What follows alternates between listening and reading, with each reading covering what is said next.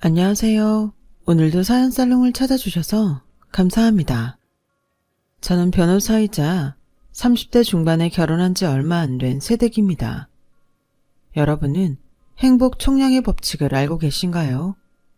지금 닥친 불행만큼 앞으로 행운이 찾아온다는 법칙인데요. 행복과 불행은 손을 잡고 온다고 하잖아요. 저는 인생을 많이 살지는 않았지만 이 법칙이 제대로 작동하고 있다고 믿어 의심치 않아요. 사실 이 법칙을 믿게 된 건 저의 불행했던 어린 시절 때문인데요. 그때 당시 저의 불행은 저의 친엄마가 지병으로 돌아가시면서부터 시작됐어요. 친엄마는 원래부터 몸이 많이 약한 사람이었는데요. 3살쯤에 돌아가셔서 저는 기억이 잘 나지 않지만 나중에 외할머니를 통해 듣기론 엄마가 위암에 걸리고 저를 임신한 걸 알았고 당연히 수술과 항암을 해야 했기에 아빠는 물론이고 의사 선생님까지도 임신을 포기하라고 권했대요. 하지만 엄마는 차마 저를 포기할 수 없었고 평상시에도 몸은 약해도 한번 마음먹으면 누구도 말릴 수 없었기에 저는 그렇게 세상에 나올 수 있었어요. 그리고 엄마는 저를 임신하고 출산하느라 시기를 놓쳐 30도 되지 않은 젊은 나이에 세상을 떠나고 말았죠.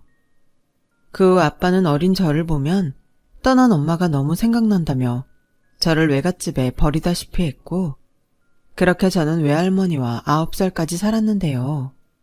문제는 외할머니도 연세가 많으셔서 더 이상은 저를 키울 수 없었다는 거예요.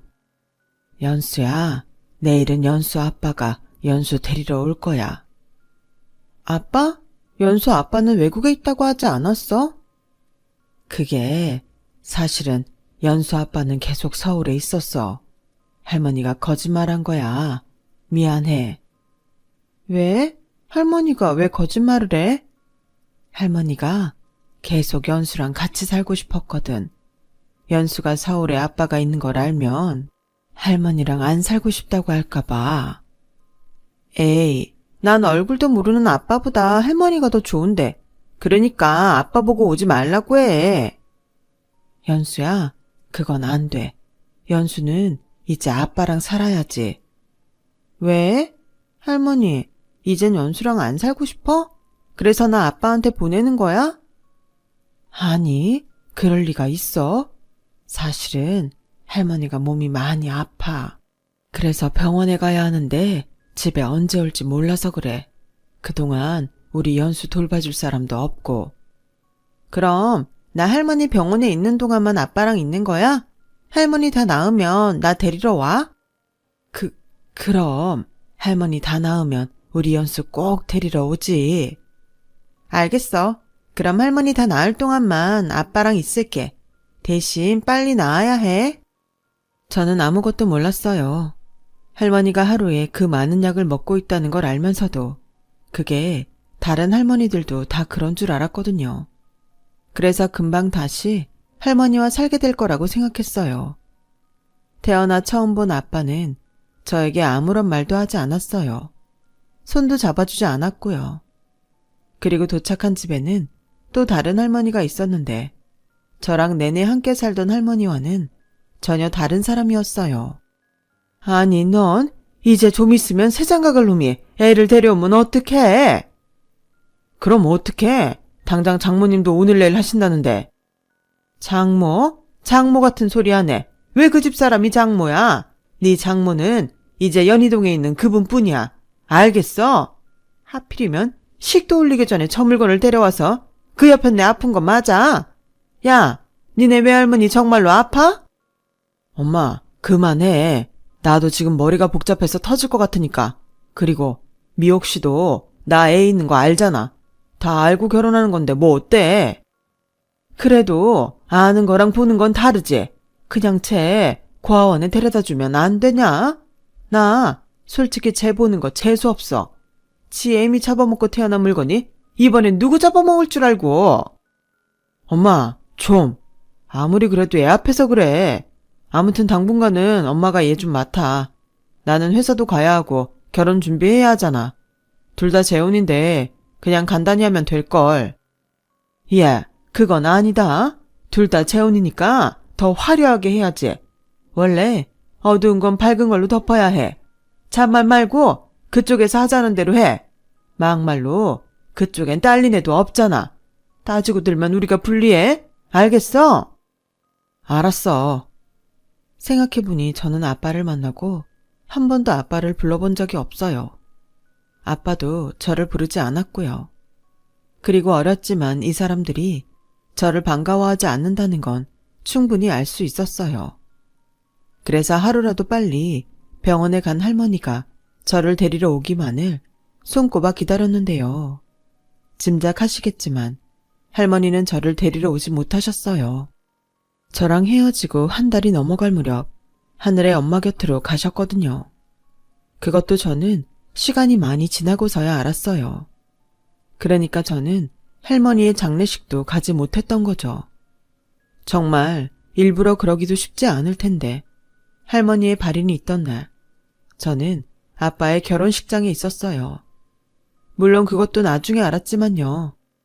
야, 저기 웨딩드레스 입은 예쁜 여자 보이지? 저 사람이 이제부터 네 새엄마야. 너 앞으로 새엄마 말씀 잘 들어야 해. 안 그럼 확 고아원에 보낸다. 싫어요. 우리 할머니는 언제 와요? 니네 할머니? 나도 제발 왔으면 좋겠다. 근데 못 와. 영영 못 와. 거짓말. 우리 할머니 다 나으면 나 데리러 온다고 했어요. 아유, 시끄러워. 그냥 니네 할머니도 너 힘들어서 보낸 거야. 너는 그런 존재라고. 그러니까 최대한 조용히 없는 듯이 살아. 알겠어? 지금 생각해도 친할머니라는 사람은 참 나쁜 사람이에요. 그래도 한때는 사돈을 맺었던 인연인데 줄곧 친할머니는 아빠가 친엄마를 만나 인생을 망쳤다고 했고 외할머니도 몸이 약한 딸을 말리지도 않고 결혼을 시켰다며 똑같이 아빠의 인생을 망친 사람이라고 했어요. 그렇게 저의 악몽 같은 시간은 시작됐어요. 아니, 이미 외갓집에서 왔을 때부터 불행이 시작됐는데 새엄마와 함께 살기 시작하면서부터는 그 전의 불행은 그저 예고편이나 다름이 없었죠. 처음에 새엄마는 아빠가 있을 땐 그래도 저를 좀 챙겨주는 듯 했어요. 물론 마음에서 우러나온 것이 아닌 아빠에게 보여주기 위함이었고 아빠가 그다지 저에게 애정이 없다는 걸 안 후로는 아빠가 있을 때나 없을 때나 한결같이 저를 없는 사람 취급했어요. 아직은 어린 나이였기에 그런 무관심에도 저는 쉽게 상처를 받았죠.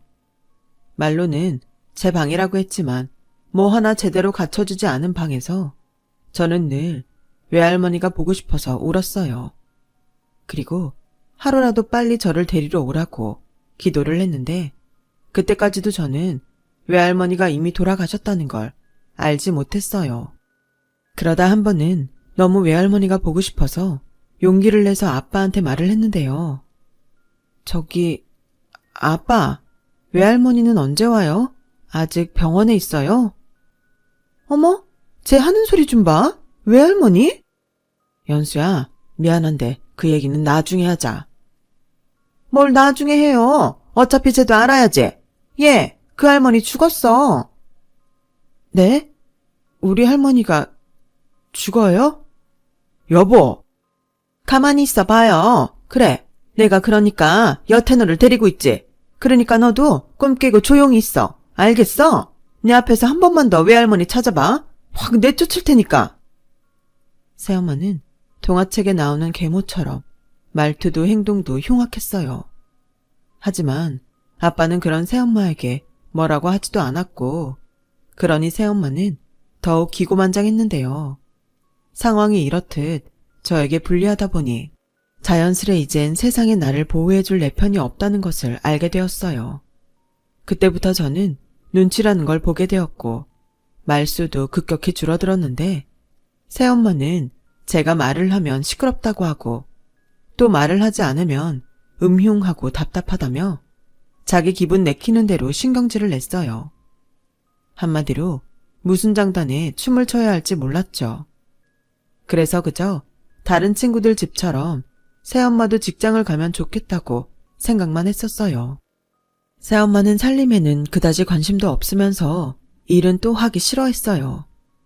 당시 아빠가 전문직 일을 하고 있어서 벌이가 꽤 괜찮았거든요.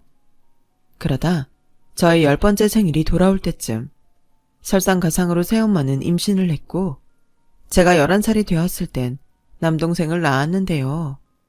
이 이상 불행할 수 없다고 생각한 저의 생각을 비웃듯 저의 처지는 더욱 나락으로 떨어졌어요. 우선 아직은 아기인데 동생에게 방을 내어줘야 했고 누나라는 이유로 새엄마의 육아를 도와야 했는데 동생은 이미 손이 너무 타서 항상 새엄마가 안거나 업어야 했죠. 새엄마는 그걸 많이 힘들어했어요. 연수야, 정민이 운다. 네가 누나니까 가서 좀 안아줘. 저 숙제해야 하는데. 야, 너는 지금 숙제가 중요해? 네 동생이 지금 울잖아. 뭐야, 너 지금 배다른 동생이라고 상관없다는 거야? 아니요. 11살이 무슨 힘이 있겠어요. 그저 시키면 시키는 대로 할 수밖에 없었죠. 저의 사정을 모르는 사람들은 어쩜 큰애가 지 동생을 저렇게 잘 챙겨요? 정민이 엄마는 좋겠어. 딸이 저렇게 잘 도와주니까. 라고들 하더군요. 소리를 듣는 새엄마는 그저 보일 듯 말 듯 어색한 웃음을 지었어요. 그러다 동생이 크고 저도 어느덧 중학생이 되었는데요. 집보다 학교가 좋았던 저는 항상 수업이 끝나도 학교 도서관에서 책을 읽거나 공부를 했어요. 저도 그때는 머리가 좀 커서 일찍 집에 가봤자 유치원에서 온 동생을 돌봐야 하니 차라리 공부를 하는 게 낫다고 생각했죠. 그 때문에 새엄마는 늘 저에게 화를 냈어요. 또 동생도 그런 새엄마를 등에 업고 저를 똑같이 무시하며 함부로 대하는데 아무리 어린 동생이라도 정이 가지 않았어요. 그래서 이유가 어쨌든 그렇게 꾸준히 공부를 했더니 학원에 다니지 않아도 저의 성적은 우수했었죠. 집에서는 늘 구박만 받았지만 학교에서는 항상 칭찬을 받았거든요. 당연히 칭찬받는 게 좋았던 저는 계속 그 칭찬을 받고 싶어서 교과서를 달달 외울 정도로 공부를 했어요. 공부하느라 늦게 집에 온 저에게 새엄마는 어디서 놀다 이제야 기어들어오냐며 저를 구박하셨어요. 저 놀다 온 게 아니고 공부하다 온 거예요. 공부 같은 소리 하네. 허구한 날 거짓말이나 하고 넌 도대체 누굴 닮아 그러니? 아, 니네 엄마 닮았구나. 새엄마가 우리 엄마 봤어요? 나도 못 본 우리 엄마를 봤냐고요. 어머머, 쟤 지금 눈 동그랗게 뜨고 덤비는 것 좀 봐. 너 그러다 나중에 나 치겠다.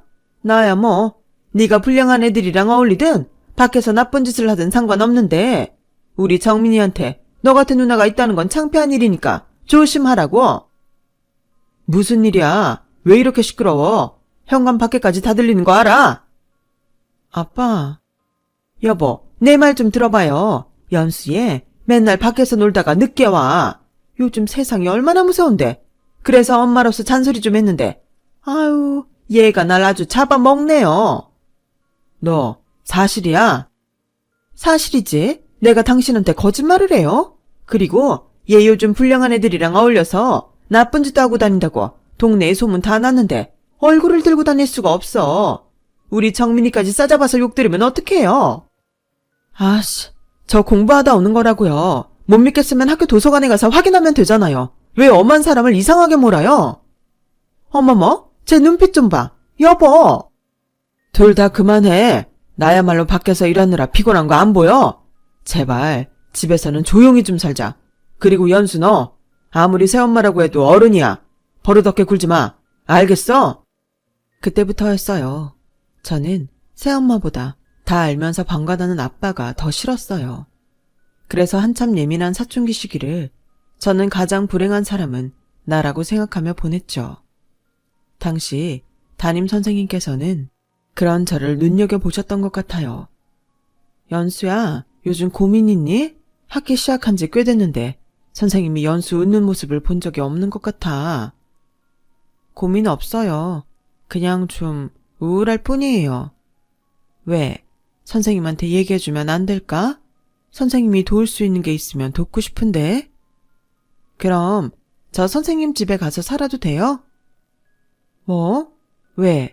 집에 무슨 일이 있는 거야? 저는 처음엔 이야기하지 않으려 했어요. 어차피 담임 선생님이라도 뾰족한 수가 없을 거라는 걸 알았으니까요. 그런데요, 제 안에 억울한 것이 많았는지 생각과 다르게 말문이 한번 터지니 멈출 수가 없더라고요. 눈물, 콧물 다 쏟아내며 그간에 힘들었던 일을 모두 털어놨는데요. 선생님은 제 말을 다 듣고 어떤 말씀을 하시기보다 저를 꼭 안아주셨어요. 그리고 같이 사는 건 힘들어도 선생님 집에 자주 놀러와 밥도 먹고 공부도 하자고 하셨는데 저는 그때 선생님이 만들어주신 불고기 맛을 잊을 수가 없어요. 불고기는 항상 동생이랑 새엄마만 먹는 음식이었으니까요. 저는 마치 걸신이 들린 아이처럼 밥을 2공기나 비웠죠. 그 후 담임 선생님에게 완전히 마음을 열어 그때부터는 학교 도서관에서 선생님을 기다렸다가 선생님 댁에 가서 밥을 먹고 공부를 하고 집에 갔는데요. 귀가 시간이 더 늦어졌다고 새엄마는 또 저를 잡아먹을 듯 소리를 질렀어요. 너 내 말이 우습냐? 일찍 다니라고 했더니 더 늦게 다녀? 왜? 밖에서 뭔 짓을 하는데 또 도서관에서 공부했다고 거짓말 해봐. 담임 선생님 집에서 밥 먹고 같이 공부하다 온 거예요. 또 거짓말하네. 담임 선생님이 왜 너한테 밥을 주고 공부를 시켜? 혹시 니네 담임 남자 선생이니? 여자예요. 못 믿겠으면 선생님하고 통화해 보시던가요. 전화 걸어드려요. 됐어. 내가 네가 뭘 하고 다니던 무슨 상관이니? 먼저도 말했지만 나나 우리 정민이한테 피해주기만 해. 그때는 네 아빠가 뭐라고 해도 내쫓고말 거니까. 저는 화장실로 가서 소리를 빽 질렀어요. 밖에서 시끄럽다며 새엄마가 화장실 문을 쾅 하고 쳤지만 도저히 그것도 하지 않으면 미쳐버릴 것 같아서 저는 계속 소리를 빽빽 질렀어요. 그리고 그 후에는 악에 바쳐서 공부를 했는데요. 담임 선생님이 그러셨어요. 최고의 복수는 성공하는 거라고. 그래서 죽기 살기로 공부를 했는데 그의 기말고사에서 제가 전교 3등을 한 거 있죠.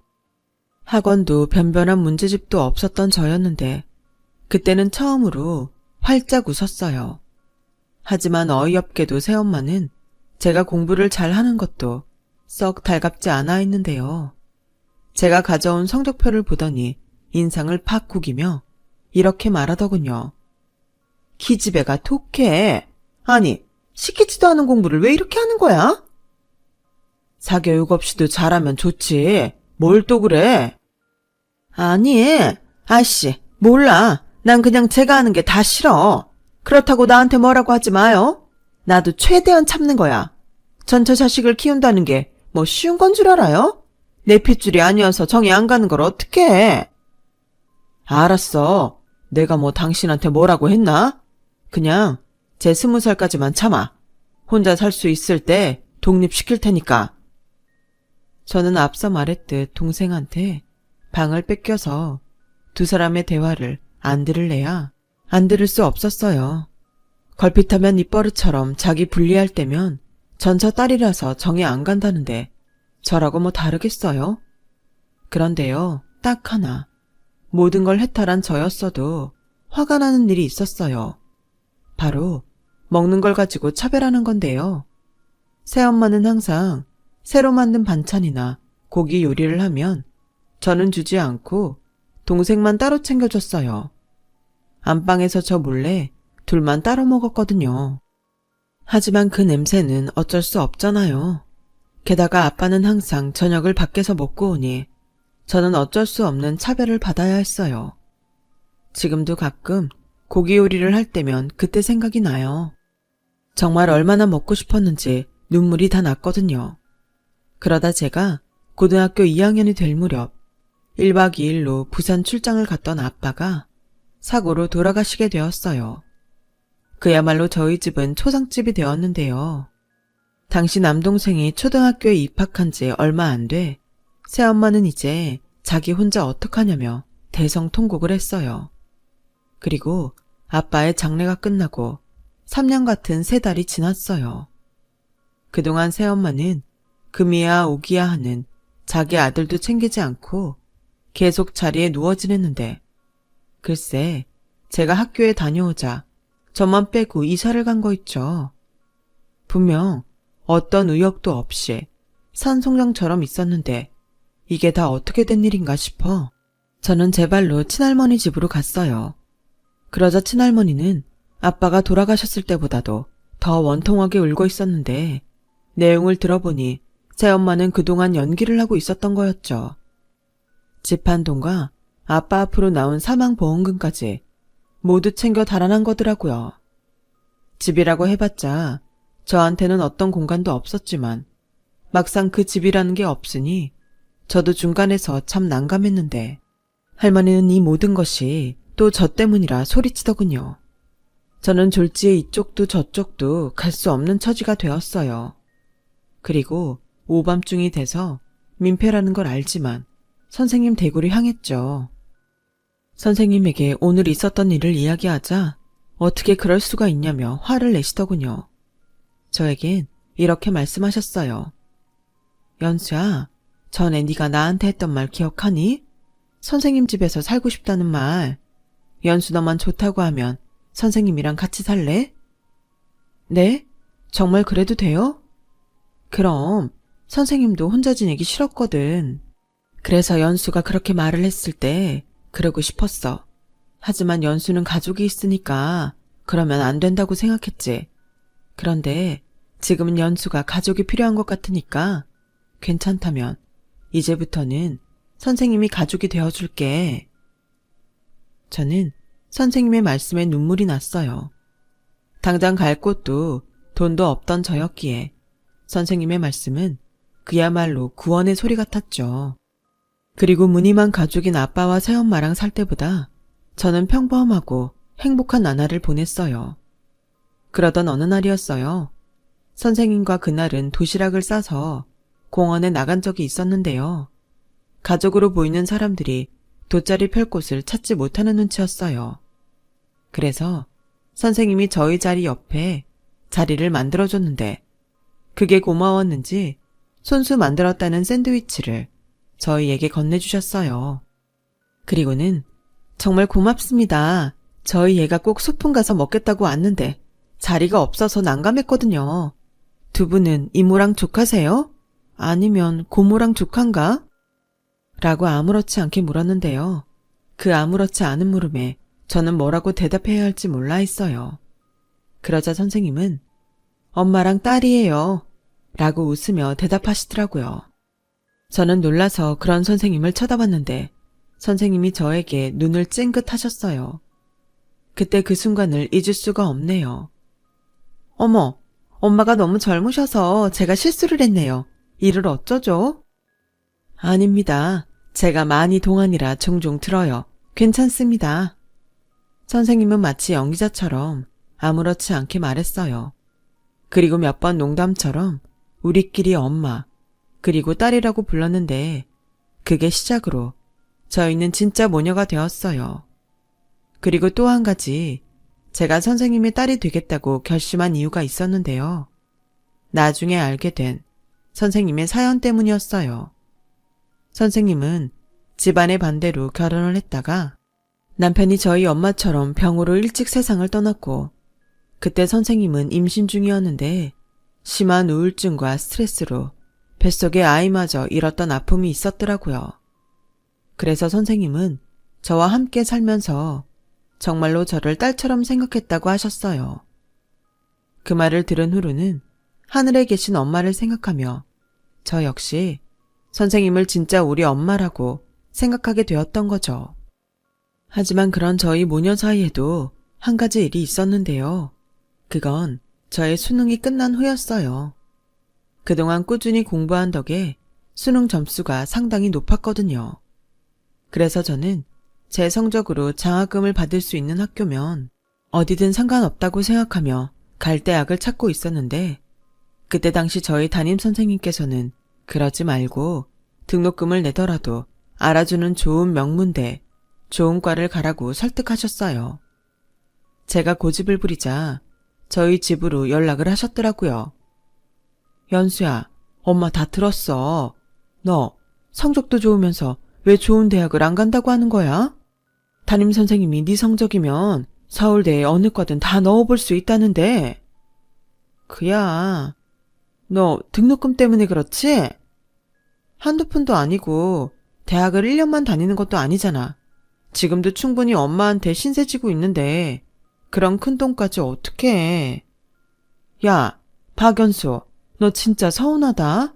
네가 그러고도 내 딸이 맞아? 원래 자식은 그런 걱정하는 거 아니야. 하물며 내가 그 돈이 없을까 봐? 나는 진짜 널 내 자식으로 생각해. 그러니 돈이 들어도 당연히 좋은 대학을 가길 바라지. 너 어른 되면 이제 나 필요 없다고 버릴 거야? 아니, 왜 말이 그렇게 돼. 내가 엄마를 어떻게 버려? 평생 같이 살 거야. 내가 돈 많이 벌어서 엄마 호강도 시켜줄 거라고. 거짓말하네. 진짜라니까? 그럼 엄마가 등록금 낼 테니까 너 서울대 가. 그래서 성공해서 제대로 호강시켜줘. 엄마 호강 받을 수 있는 자격 주라고. 그리고 엄마가 선생님일 때 했던 말 알지? 성공하는 게 복수하는 거라고. 네 평생 너 버린 그 여자 안 만나면 좋겠지만 그래도 법은 그 여자가 네 엄마잖아. 언제고 찾아올 수 있어. 그때 받았던 거 되갚아주려면 너 성공해야 해.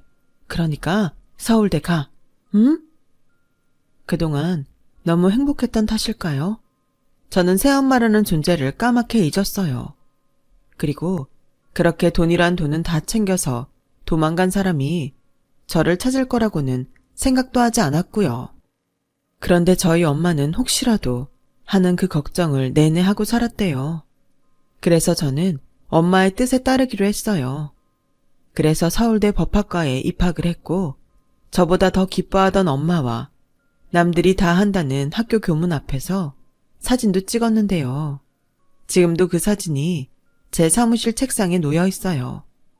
엄마의 환한 그 얼굴을 보면 어떤 재판도 다 이길 수 있는 기분이 들거든요.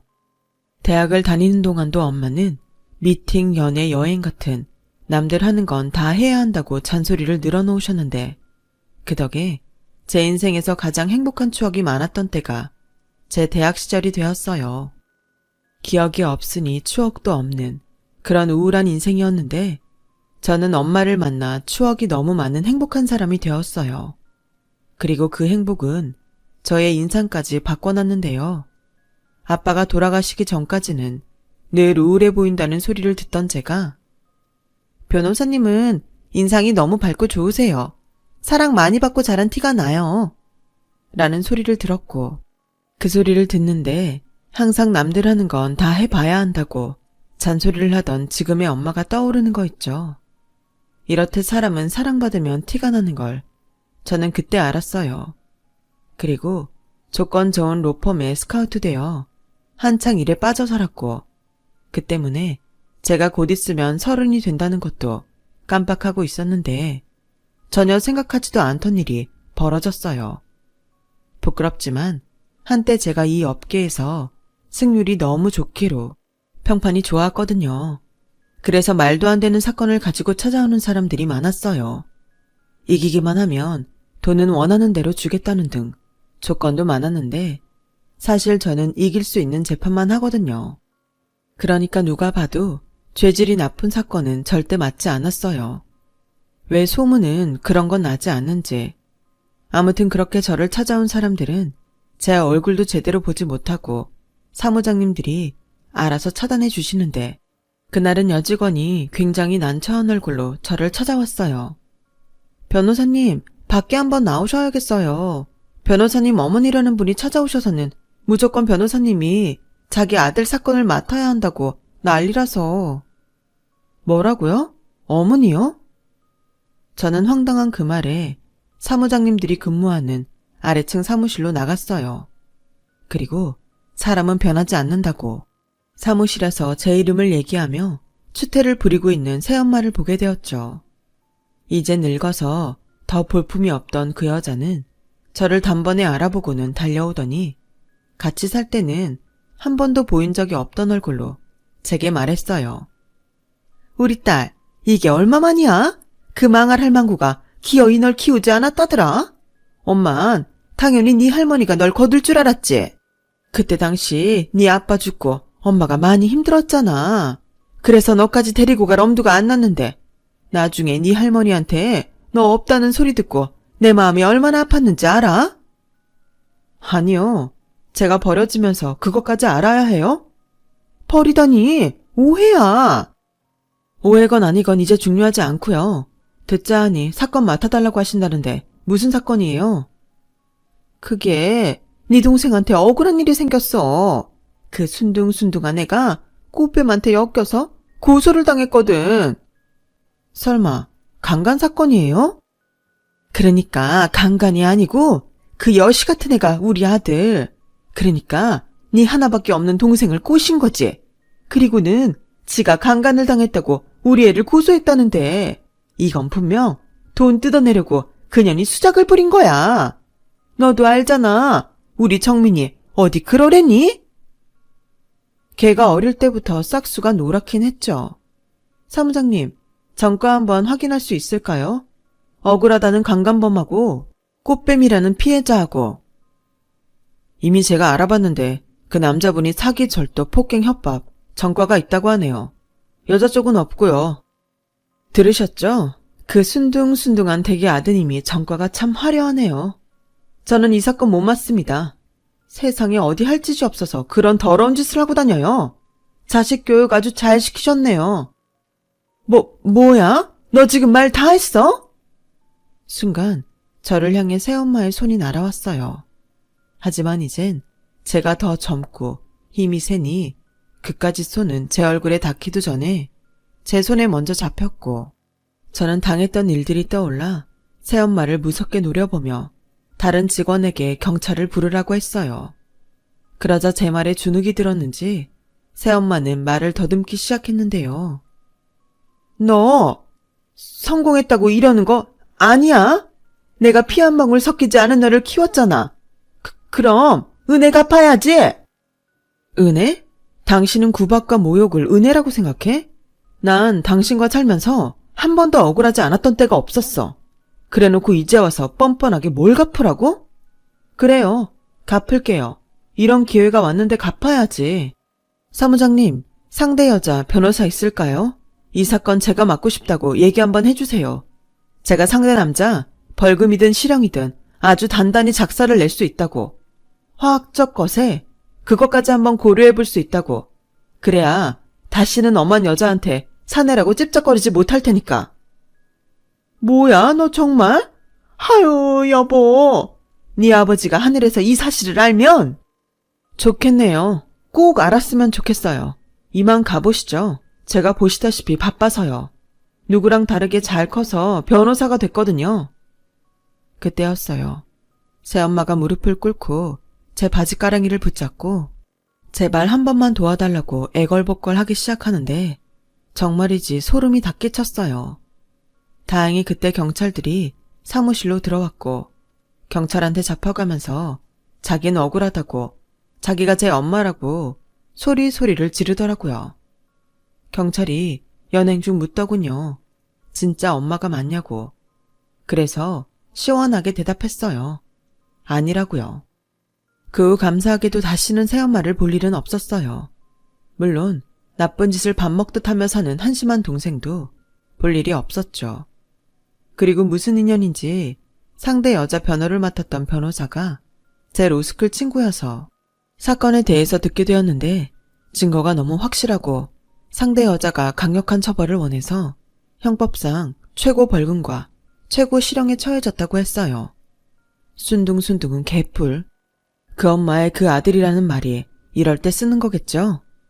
그리고 제가 이 사실을 저희 엄마한테 말씀드렸는데 뜻밖의 저희 엄마의 반응은 기쁨보다 걱정이었어요. 혹여나 저한테 원한을 갖고 해코지라도 하지 않을까? 걱정되신 거죠.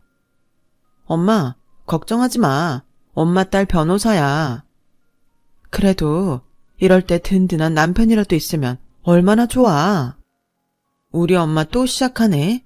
이젠 주제가 결혼으로 바뀌었어? 진작에 바뀌었지. 네 나이가 벌써 30이야. 너 진짜 남자 없어? 그러게 맹추야. 엄마가 남들 하는 거 다 해보라고 했지. 이거 완전 일중독이야. 언제는 성공하라며.